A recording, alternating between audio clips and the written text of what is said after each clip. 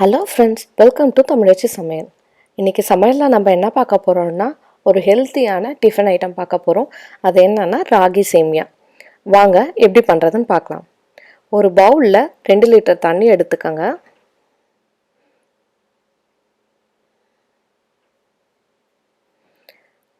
இந்த சேமியாவுக்கு தேவையான அளவு உப்பு சேர்த்துக்கோங்க. உப்பு சேர்த்து நல்லா கலந்து விட்டுக்கலாம்.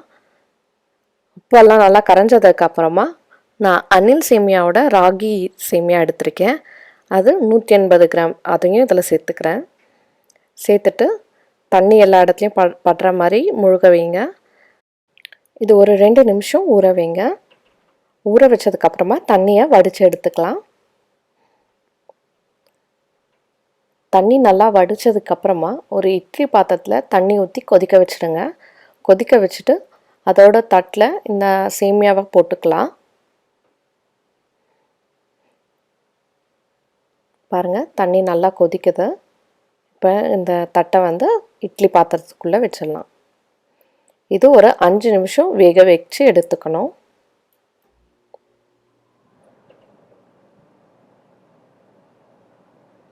அஞ்சு நிமிஷம் ஆயிடுச்சு. நல்லா வெந்திருக்கு. இப்போ நம்ம உப்புமா தாளித்து எடுக்கலாம். அதுக்கு ஒரு கடாய் வச்சுருக்கேன். கடாயில் 2 ஸ்பூன் எண்ணெய் ஊற்றிக்கிறேன்.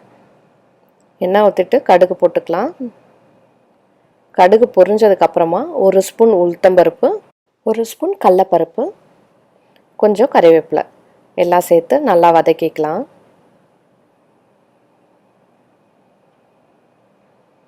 நல்லா வதக்கினதுக்கப்புறமா கொஞ்சம் பெருங்காயம்,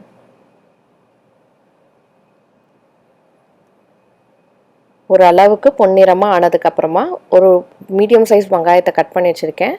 அதையும் இதில் சேர்த்துக்கலாம். இந்த காரத்துக்கு ஏற்ற மாதிரி நம்ம பச்சை மிளகாய் சேர்த்துக்கலாம். நான் 4 பச்சை மிளகாய் நடுவில் கீறி வச்சுருக்கேன். அதையும் சேர்த்து நல்லா கலந்து விட்டுக்கலாம்.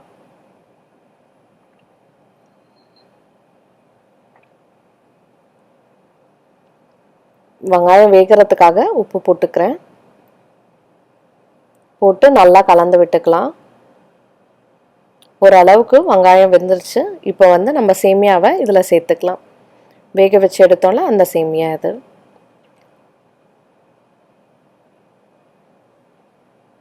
போட்டு நல்லா கலந்து விட்டுக்கலாம்.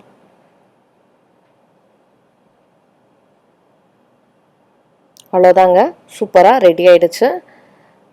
ஈஸியாக ஒரு ஹெல்த்தியான டிஃபன் ஐட்டம் வீட்லேயே பண்ணிடலாம். ஒரு 10 மினிட்ஸ் தான் ஆகும் இது. உங்கள் வீட்லேயே இதை ட்ரை பண்ணி பாருங்கள். இந்த வீடியோ பிடிச்சிருந்தா என் சேனலில் லைக் பண்ணுங்கள், ஷேர் பண்ணுங்கள். எப்படி இருக்குன்னு செஞ்சு பார்த்துட்டு கமெண்ட் பண்ணுங்கள். மறக்காமல் சப்ஸ்கிரைப் பண்ணுங்கள். தேங்க்ஸ்.